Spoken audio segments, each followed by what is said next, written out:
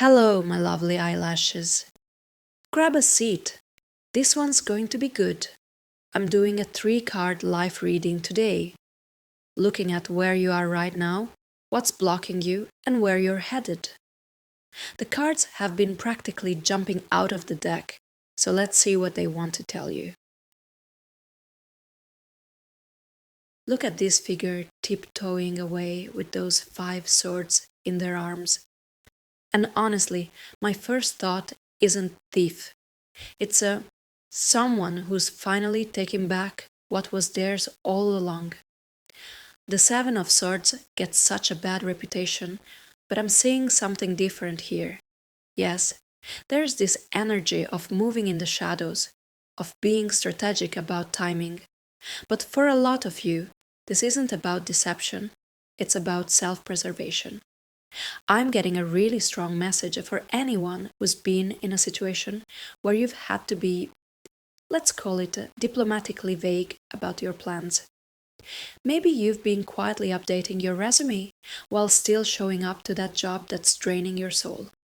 Or you've been researching apartments while your roommate thinks everything's fine. There's this sense of, I can't announce this yet, but I'm already moving.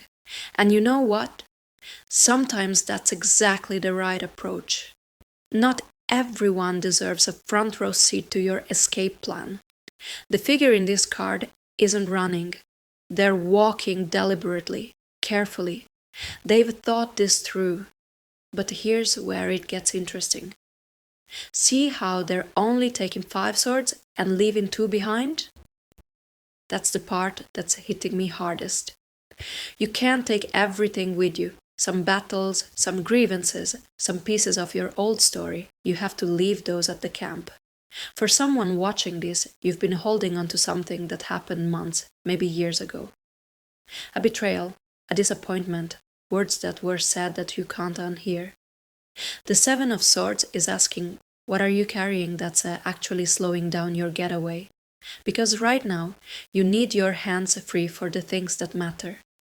There's also this theme of working alone that I can't ignore.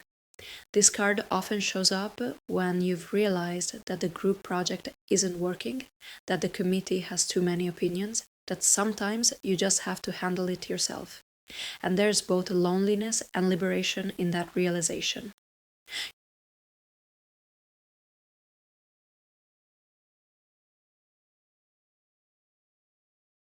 You know when you're lying there at 3 a.m. and your brain decides to replay every mistake you've ever made? That's the Ten of Swords energy. Except, instead of your mistakes, is everything that's been done to you all at once. This card is brutal to look at. There's no sugarcoating it. 10 swords in the back, face down in the dirt, and that dark sky overhead. But here's what most people miss. This figure isn't moving because they can't move anymore. Rock bottom has a strange kind of peace to it. I'm seeing this for anyone who's been waiting for the other shoe to drop. And guess what? All the shoes have dropped. Every single one. The relationship ended. The job fell through. The friendship imploded. And your car broke down in the same week. It's almost comically awful, isn't it? Like the universe got bored and decided to use you as target practice. But look closely at this card. See that horizon line? That's dawn breaking. The worst is literally behind this figure now. When you've got 10 swords in your back. You know what that means?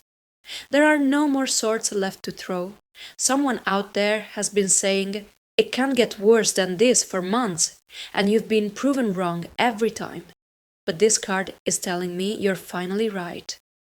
This is the bottom. This is as low as it goes. And there's something oddly liberating about that, isn't it? When you've lost everything you thought you needed to keep going, you discover what you actually need to keep going.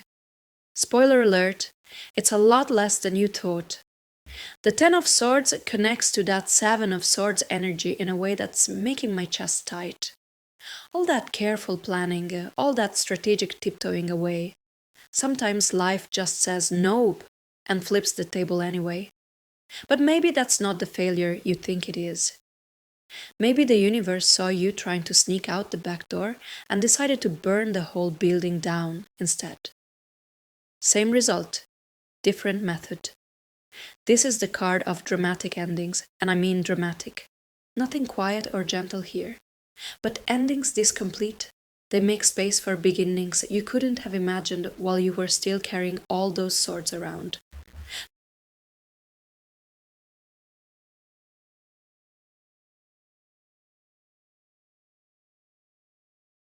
The Three of Pentacles, and suddenly we're not alone anymore. After that journey from sneaking away solo to being face down, with nowhere left to fall, here come the people. Three figures gathered around this pillar, each bringing something different to the table. One's got the plans, one's got the tools, one's got the vision, and they're actually talking to each other. I'm getting such a strong message for anyone who's been thinking, I have to do this all by myself. No, you don't. The cards are being very clear about this progression. You strategize alone, you hit bottom alone, and now it's time to let people help. But here's what I love about this card. It's not just any people. Look at these figures. They're not friends grabbing coffee or family checking in because they feel obligated. These are collaborators, people who see what you're building and want to be part of making it real. Someone watching this has been so burned by past partnerships that you've convinced yourself you're better off flying solo. The Seven of Swords taught you to be strategic about who you trust with your plans. The Ten of Swords showed you what happens when everything falls apart.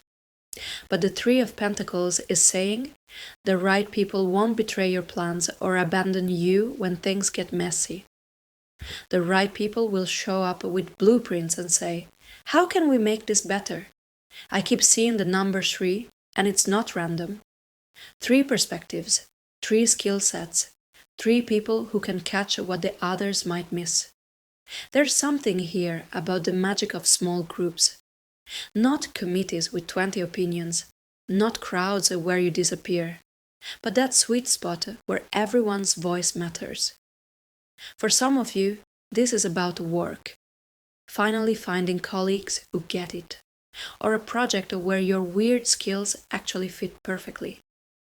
But I'm also seeing this energy around creative collaborations, study groups, even just finding your people after a long stretch of isolation. The timing of this card feels significant. After everything you've been through, the careful planning, the complete breakdown, you're finally ready to trust again. Not blindly, not desperately, but from a place of knowing your own worth and what you bring to the table. Remember, isolation was never meant to be permanent. It was preparation. You learned to protect your energy and trust your instincts. And now you get to use that wisdom to choose the right people, the ones who won't just take from your vision, but will help you build something bigger than any of you could create alone. Thank you for letting me read for you today. If this resonated, let me know in the comments what collaboration is calling to you. Take care of yourselves, little eyelashes. Your tribe is out there.